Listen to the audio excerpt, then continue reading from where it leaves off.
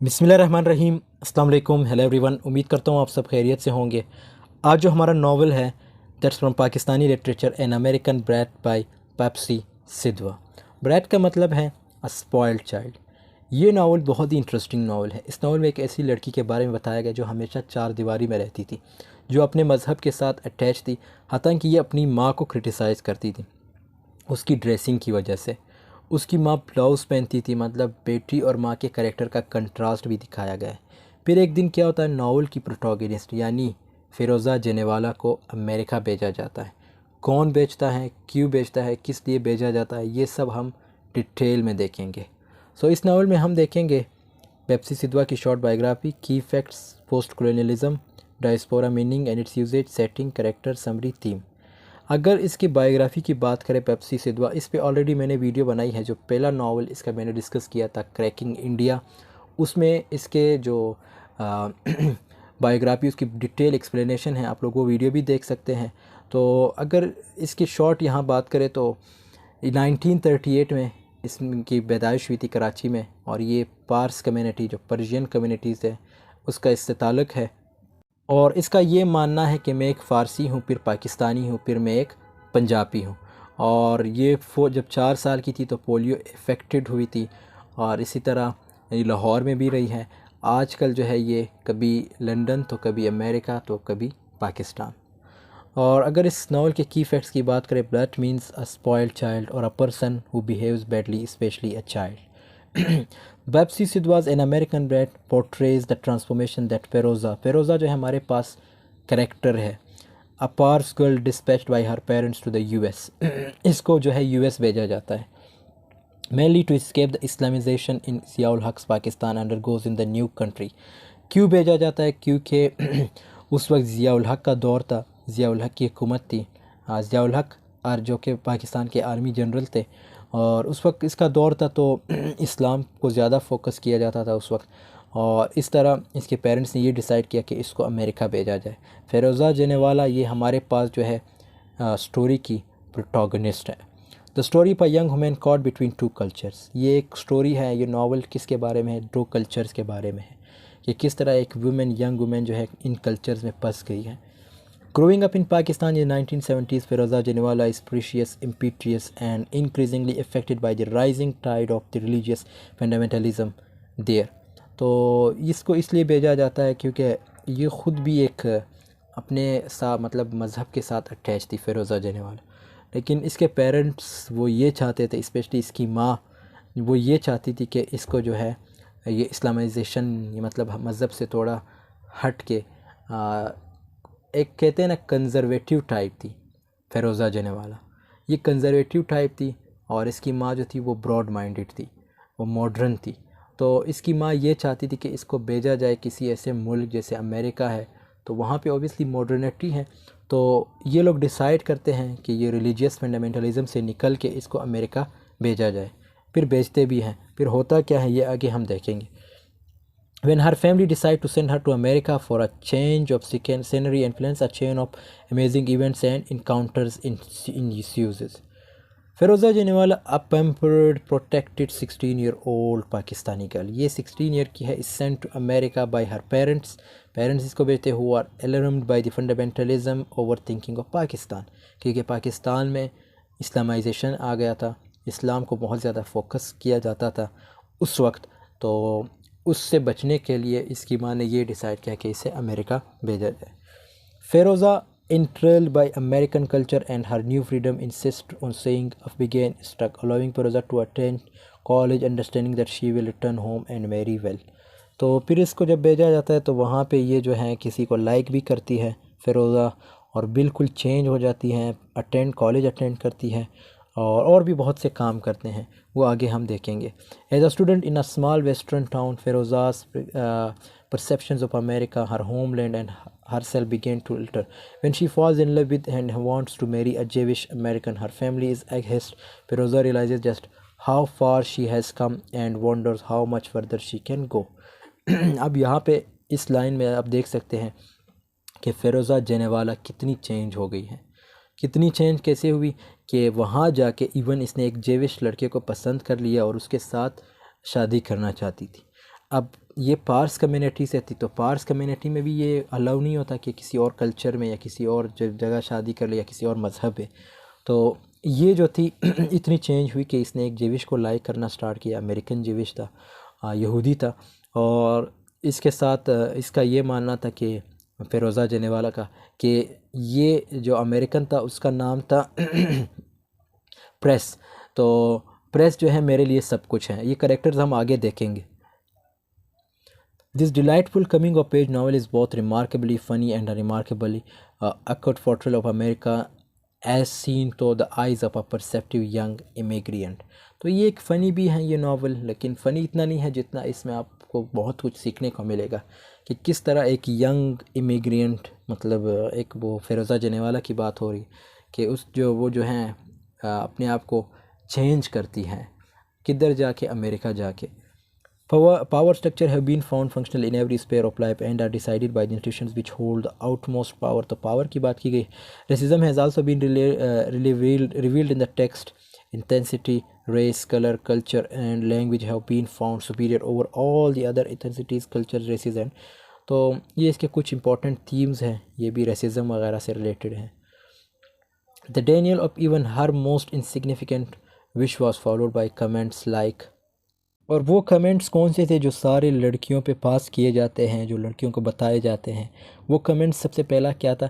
You will reign like a queen in your house, husband's house. तुम अपनी husband के घर में एक क्वीन की तरह रहोगी। You can do as you wish once you are married. तुम वो सब कुछ कर सकती हो जब आपकी शादी हो जाती है। और ये चीज़ रिलेटेबल है आज की सोसाइटी से भी। आप पाकिस्तान में भी देख सकते हैं, लड़कियों के लिए यही स्टेटमेंट्स यूज़ किए जाते हैं, यही कमेंट्स किए जाते हैं उनके पेरेंट्स की तरफ से, उनके भाइयों की तरफ से या उनकी अपनी बहनों की तरफ से। Statements like this made a marriage seem to the girls to be the ideal condition of existence। Their marriage would unshackle them, open their lives to adventure and knowledge of the world, give them the freedom that is each individual's due। तो इससे क्या होता है कि एक individual जो है liberty इनको नहीं मिलती। मतलब इनको यही सिखाया जाता है कि आप लोगों ने वहाँ जाके ऐसा क्वीन की तरह रहोगी, यहाँ पे नहीं, मतलब घर में नहीं। तो इसी तरह जब इनकी शादी होती है फिर आप बेहतर जान सकते हैं कि क्या होता है किन फैमिलीज़ में और क्या क्या चलता है। When she returns to the States and dares to fall for a Jewish boy instead of agreeing to marry a Pars, her family's reaction threatens to pull her from the life she has created and into fundamentalism of a different form। तो होता कुछ यूँ है कि जब ये return होती है पाकिस्तान तो क्या करती है कि ये इवन पहले लेटर में भी लिखती हैं कि मैंने एक जीविश लड़के से मंगनी करनी है, शादी करनी है। लेकिन अब जैसे मैंने बताया कि ये एक पार्स कम्युनिटी से थी, तो पार्स कम्युनिटी में भी ये अलाउ नहीं था कि किसी और कम्युनिटी में जाके शादी कर ले। तो इस तरह इनके कंट्रास्ट भी आ जाते हैं, इनके झगड़े भी हो जाते हैं आपस में, मींस मदर और से ये डॉटर की, Feroza Ginwalla. The Ginwalla family is Parsi. ये फार्स फैमिली है। Members of a small group who follow the teaching of Zoroaster. अब ये उसकी एक्सप्लेनेशन दी गई है, ये आप लोग पढ़ लीजिएगा कि फ़ार्स कम्युनिटी कहाँ से आई थी और आजकल कहाँ रह रही है और क्या सिस्टम है। तो यहाँ पे ज़रीन जो है फ़िरोज़ा की मदर है। टेल्स हर हस्बैंड, अपने हस्बैंड को क्या बताती है? जुल्फ़िकार अली भुट्टो के दौर के बारे में बताती है। I was hopeful when Bhutto was elected. For the first time I felt it didn't matter that I was not a Muslim or that I was a woman. Our women's community were making real progress. He was open-minded। किसकी बात कर रही है sorry, Zulfikar Ali Bhutto की बात। तो didn't force religion down everybody's throat। now it is as if none of that happened। तो उसके दौर की बात कर रहा है। फिर जब ज़िया आता है तो ओबियसली वो इस्लामिक बंदा था, रिलीजन पे उसका ज़्यादा फोकस था। और इसी तरह जो इसकी मदर हैं ज़रीन, वो भी अप्रिशिएट करती है किसको? जुल्फ़िकार अली भुट्टो को, और ज़िया के दौर को पसंद नहीं करती। तो आप देख सकते कि किस तरह एक पार्स कम्युनिटी भी जो थी वो अपने आप को इन्वॉल्व रखती थी या इंटरेस्ट रखती थी पाकिस्तान की पॉलिटिक्स में उस वक्त भी। Sidwa's writing conveys the humor, exhilaration exhilaration and frustration of being young and in a new place. She captures quite vividly the pitfalls and pinnacles of culture, American culture. तो American culture की बात की गई है इसमें again. Feroza wrote that she had met a wonderful boy at the university like her. He was also very shy. अब फ़िरोज़ा जो थी वो पहले बड़ी शाय थी जब गांव में रहती थी, जब पाकिस्तान में रहती थी. तो वहाँ पे जाके ये जो है चेंज हो जाती है अमेरिका जाके. और ये क्या कहती है अपने लवर के बारे में, उस लड़के से जिससे इसकी मोहब्बत है. तो कहती है कि वो भी बड़ा शाय है मेरी तरह है. She had agreed to marry him. और उसने जो है मतलब फ़िरोज़ा ने ये एग्री कर लिया कि वो उससे शादी करेगी.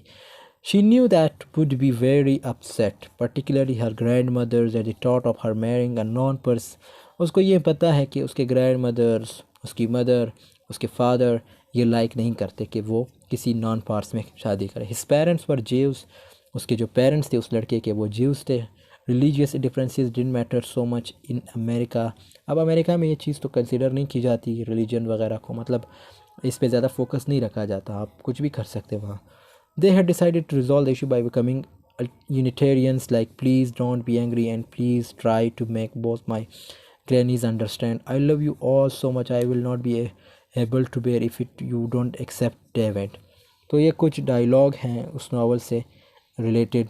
ये यहाँ पे बताया गया है कि मैं उससे एग्री कर लूँगी, मतलब अपने पेरेंट्स को ये जो, और उसकी बात भी करा कि तुम भी अपने जो दादा है या दादी है उनको एग्री कर लो कि हमारी शादी हो जाए.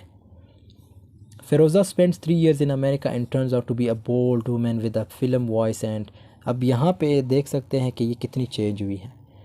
जब ये अमेरिका से आती है 3 साल बाद, तो किस तरह इसकी वॉइस चेंज होती है और ये जो है अपने फ़ैसले ख़ुद लेती है. अमेरिका में तो ये सब कुछ कॉमन है, लड़की अपने फ़ैसले ख़ुद लेती है, वहाँ पे कोई डोमिनेंसी शो नहीं करता. लेकिन यहाँ पे आप देख सकते हैं कि किस तरह ये चेंज हुई है जब अमेरिका गई थी. और अमेरिका से और यहाँ से जब ये जा रही थी कितनी शाय थी, इवन अपनी माँ को क्रिटिसाइज़ करती थी उस कपड़ों की वजह से. लेकिन अब आप देखेंगे आगे जाके कि ये कितनी चेंज हुई है. Feroza's mother Zareen also effected by the liberty and modernity. अब ये इसकी मदर की बात आ जाती ज़रीन, वो भी ओबियसली पहले से इफ़ेक्टेड थी, इससे पहले भी मॉडर्निटी में थी वो. In American air she quickly and easily adjust to American society during the visit to Feroza.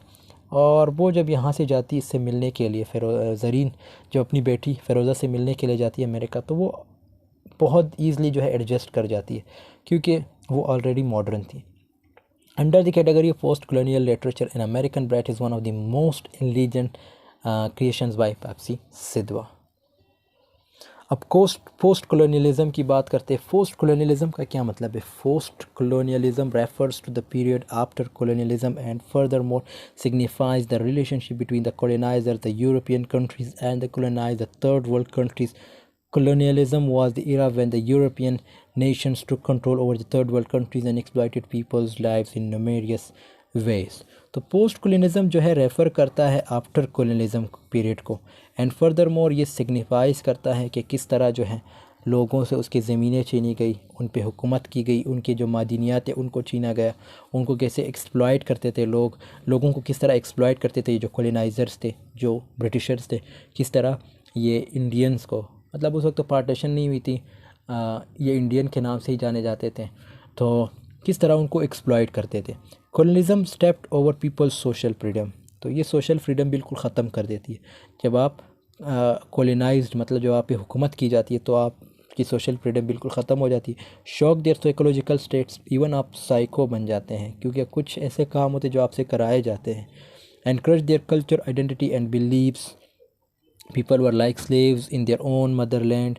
और बिल्कुल आप ग़ुलाम बन जाते हो अपने ही मदरलैंड में. The coloniser used to decide the guidelines for the colonised to live by the, and there were not strict punishments for those who disobeyed, who were utterly at the mercy of colonizers. तो उनके लिए punishment भी होती है और सब कुछ होता है जो गलत काम करते हैं. अगर आप कॉलोनाइज़र हो अगर आपको कॉलोनाइज्ड किया गया है और जो आप पे हुकूमत कर रहा है, आप अगर कोई काम गलत भी करोगे तो आपको बहुत ज़्यादा पीटा जाता है.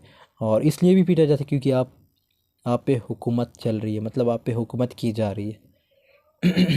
After the disintegration of European control over the third world countries, post-colonial literature evolved as one of the most popular phases fests of English literature, especially since 1970, a strong product of all the previous tensions of highly evident in post-colonial literature in which the colonized। तो इसमें ये बताया गया है कि किस तरह जो राइटर्स थे, स्पेशली जो पाकिस्तानी राइटर्स थे, उन्होंने जो है ये पोस्ट कॉलोनियल जो लिटरेचर को ज़्यादा फ़रोग़ दिया। मतलब उसमें जो है पोस्ट कॉलोनियल के जो एलिमेंट्स हैं, थीम्स हैं, उनको डिस्कस किया जाता है। उससे पहले भी जो है डिस्कस किया जाता है। जैसे अब वापसी सिद्धवा ने जो नावल लिखा था क्रैकिंग इंडिया, वो जब उस वक्त जस्ट आई थिंक 4 इयर्स की थी, लेकिन वो एक अच्छी ऑब्ज़र्वर थी और उसने वो नावल जो है जब बड़ी हो गई तो उसने लिखा और उसने वो सब कुछ एक्सप्लेन किया जो उसने देखा था अपने 4 साल में या 9 साल के एज में। तो वो नावल भी आप लोग देख सकते हैं, उसकी वीडियो भी बनी है, लिंक आपको डिस्क्रिप्शन में मिल जाएगी। The usual themes depicted by most of the post colonial writers are the fight for freedom. अब उनके बारे में बताया गया कि इनका जो मतलब जो थीम्स होते हैं वो किस चीज़ के होते हैं। Fight for freedom, national values, cultural identity, nostalgia and detachment. The writers from the countries which were all once astrological colonies of Europe nation. तो ये जितने भी राइटर थे ये ख़ुद भी ओबियसली एक मतलब इन पे भी हुकूमत की गई थी। ये भी सेम टू सेम यही पाकिस्तान या इंडिया के थे। आज कुछ इंडिया में रह रहे, कुछ पाकिस्तान में रह रहे, तो इन पे भी ओबियसली ये भी ख़ुद भी कॉलोनाइज्ड थे, इन पे हुकूमत की जाती थी। अब यहाँ पे एक वर्ड है डायस्पोरा। डायस्पोरा का मतलब है one of the major influences of colonialism direct us towards diaspora. Diaspora का क्या मतलब है? The word diaspora means the dispersion और displacement of people from their homeland. लोगों को अपने घर से दरबदर रखना, इसको क्या कहते हैं? Diaspora. This term is derived from the Greek word diaspeiro which refers to the scattering और spreading about. Types of diaspora. Victim diaspora when people are banished away from their native land.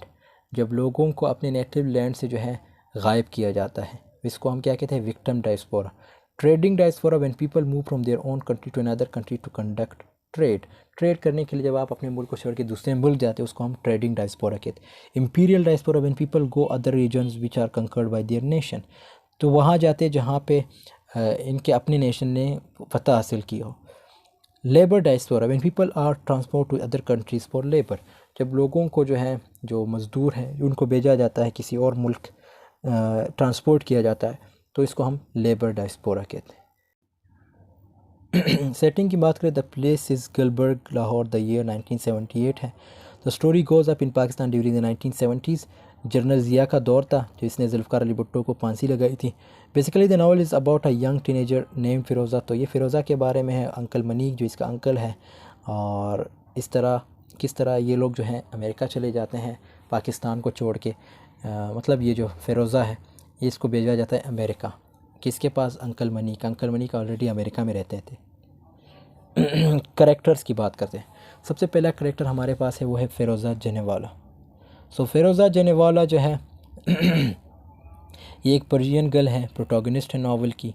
Leaves Pakistan and moves for studying in America. She captures quite vividly the pitfalls and pinnacles of American culture. Feroza spends 3 years in America and turns out to be a bold woman. तो ये जो है America चली जाती है और 16 year की जब थी, और ये जो थी मतलब अपने मज़हब से बहुत ज़्यादा अटैच थी, मॉडर्न नहीं थी, इवन अपने माँ को क्रिटिसाइज़ करती थी। लेकिन जब ये अमेरिका चली जाती तो बहुत ज़्यादा चेंज हो जाती है। और इसी तरह इसका जो करैक्टर है वो रिलेट किया जाता है इसकी अपनी माँ के साथ, क्योंकि इसकी माँ मॉडर्न थी और ये कंजर्वेटिव थी। She is called an American bread. American bread का मतलब ये है स्पॉइल्ड चाइल्ड, मतलब अमेरिका का spoiled child. In the closing chapters, the student of 10th class, attractive and charming personality, her transformation in America does not occur in single night but took several years. तो इसकी जो transformation America में हुई, मतलब modern बनने की, वो ये इस तरह नहीं है कि आप जैसे ही गए तो मॉडर्न बन गए। नो, इसने 3 साल अमेरिका में गुजारे, तो ऑब्वियसली कुछ साल लगे हैं, 2 साल या 1 साल इस तरह लगा इसको चेंज होने में। She learn to drive, drink, dance. अब वो इतनी चेंज हो गई है कि आप देख सकते हैं वो ड्राइव भी कर सकती है, ड्रिंक भी करती है, डांस भी करती है, and using American slang words. She acts, dresses, talks like American girl. जैसे ड्रेस करती है अमेरिकन लोगों की तरह, लड़कियों की तरह बात करती है। Feroza completely adopts an American lifestyle. तो बिल्कुल अमेरिकन लाइफस्टाइल उसने अडॉप्ट कर लिया। The shy and conservative Feroza turns into a confident and self assertive girl. अब वो जो एक वक्त में जो फ़िरोज़ा शाय थी, मतलब शर्म महसूस करती, मॉडेस्ट थी, अब वो जो है एक कॉन्फिडेंट और सेल्फ एसर्टिव गर्ल बन गई है। ज़रीन जनेवाला ये कौन है? इसकी मदर है, Feroza's mother and Cyrus's wife. Zareen was also affected by the liberty and modernity in America as she quickly and easily adjusted to America society during her visit to फ़िरोज़ा। तो ये तो ऑलरेडी मॉडर्न थी और ये एडजस्ट कर गई थी। जब ये विज़िट करती है अपनी बेटी को देखने के लिए अमेरिका जाती है तो ये अपने आप को एडजस्ट कर लेती है, लेकिन फ़िरोज़ा के लिए बहुत मुश्किल था। Modern lady who wears blouses, but अब यहाँ पे उसके करेक्टर के बारे में बताया गया है, मतलब इसकी माँ के करेक्टर के बारे में कि वो क्या पहनती थी और किस तरह करेक्टर था, साड़ीज़ वगैरह, रिलीजियस माइंडेड थी, and she has rejected the offer of acting in a play. अब सॉरी, यहाँ पे एक और चीज़ देख सकते हो आप कि इसकी जो बेटी थी ना, मतलब फ़िरोज़ा, वो रिलीजियस माइंडेड थी, लेकिन ये रिलीजियस माइंडेड नहीं थी। और इसी तरह उसे एक दफ़ा ऑफ़र मिली थी, किसको? फ़िरोज़ा को, ज़रीन को नहीं, फ़िरोज़ा को एक ऑफ़र मिली थी कि वो प्ले में एक्ट करे, लेकिन उसने इनकार किया। She criticized her mother's dress. कौन क्रिटिसाइज़ करती थी? इसकी बेटी फ़िरोज़ा। And once a time in the car she said mommy should not wear that dress too. तो एक वक्त ये भी आया कि कार में इसने अपनी मम्मी को कहा कि मम्मी को जो है, मतलब अपनी माँ को ये कहा कि आपको ये ड्रेस नहीं पहनना चाहिए। There are also clear differences between these two characters and their thinking. तो आप देख सकते हैं उनकी सोच में कितना फ़र्क है, माँ और बेटी के सोच में। Zareen is broad minded and wear sleeveless dresses. तो सोशल वुमेन है, स्लीवलेस ड्रेसेस पहनती है, attends many parties and but her daughter is conservative. मतलब इसकी बेटी जो फ़िरोज़ा है वो conservative. Feroza is not even ready to attend phone call. इतनी कंजर्वेटिव है कि वो फ़ोन कॉल भी अटेंड नहीं करती। Zareen wanted her daughter to be modern, that she decided to send her daughter Feroza to America. और ज़रीन ने ये डिसाइड किया कि मेरी बेटी को जो है मॉडर्न होना चाहिए, इसीलिए उसने ये डिसाइड किया कि भाई मेरी बेटी को जो है अमेरिका भेजा जाए, और इस तरह इसको अमेरिका भेजा जाता है। लेकिन उसको क्या पता था कि बेटी इतनी जो है स्पॉयल हो जाएगी। Cyrus Ginwallas, Feroza's father and Zareen's husband. तो ये फ़िरोज़ा के फादर है और ज़रीन के हस्बैंड है। ब्रॉड माइंडेड है, बैलेंस पर्सनैलिटी है, ये has a habit of drinking, owner of a sporting good store. Manek, Feroza's uncle, ये फ़िरोज़ा के अंकल है, ओनली 6 years ओल्डर है फ़िरोज़ा से। They get jealous of each other but Feroza moves to America, they become very good friends of each other. पहले एक दूसरे से jealousy feel करते थे, लेकिन जब फ़िरोज़ा अमेरिका गई तो क्या हुआ, एक अच्छे दोस्त बन गए। Manek is the brother of Zareen Ginwalla. तो ये ज़रीन जनेवाला के भाई हुए और फ़िरोज़ा के अंकल हुए। डेविड प्रेस, डेविड इज़ अजीव, ये एक यहूदी हैं, and in relation with Feroza, Feroza के साथ अपनी रिलेशन को ख़त्म करता है। Feroza accompanies David to be bar and takes drinks and dances. Feroza thinks only about David and wishes to marry him. Feroza feels David is everything to her. अब यहाँ पे उसके बारे में बताया गया है कि डेविड फ़िरोज़ा के लिए सब कुछ था, फ़िरोज़ा उसे बहुत ज़्यादा लाइक करती थी। She wants Feroza to change her decision into marry David Press when Feroza does not agree to her wish. Zareen rates. अब ज़रीन जो है फ़िरोज़ा की मदर है, तो वो ये चाहती है कि ये अपना फ़ैसला वापस ले ले। मतलब ये लोग ये नहीं चाहते थे कि ज़रीन फ़िरोज़ा की शादी जो है डेविड प्रेस से हो, क्योंकि वो यहूदी है और ये पर्शियन स्पीकर हैं और पर्शियन कम्युनिटी से। सो ज़रीन क्या कहती है? I should never have to let you go so far away. Look what it's done to you. You have become an American brat. कि मैं तुम्हें कभी भी इतने दूर जाने नहीं देती। अगर मुझे ये पता होता कि तुम इतनी चेंज हो जाओगी, तुम्हें हो क्या गया है, और मैं तुम्हें मतलब तुम एक जो है अमेरिकन ब्रैट बन गई। अमेरिकन ब्रैट से मुराद स्पॉइल्ड चाइल्ड।